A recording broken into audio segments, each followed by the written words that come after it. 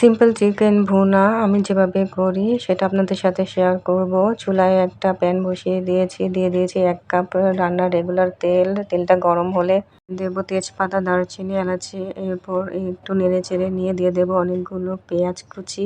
পেঁয়াজ হালকা ব্রাউন করে ভাজা হয়ে গেলে দিয়ে দেব 1.5 টেবিল চামচ আদা রসুন বাটা। আদা রসুন বাটাটাকে কষিয়ে নিয়ে দিয়ে দেব সামান্য পানি। এরপর দিয়ে দেব 1 চা চামচ লাল মরিচের গুঁড়া, 1/2 চা চামচ ধনিয়া গুঁড়া, 1/2 চা চামচ জিরা গুঁড়া, 1/4 চা চামচ কালো গোলমরিচের গুঁড়া, 1/4 চা চামচ সাদা গোলমরিচের গুঁড়া, 1/2 চা চামচ গরম মশলার গুঁড়া, স্বাদমতো লবণ। এরপর ভালো করে কষিয়ে নিয়ে দিয়ে দেব কাঁচামরিচ। এরপর দিয়ে দেব চিকেন আমি এখানে 1.5 কেজি নিয়ে নিয়েছি।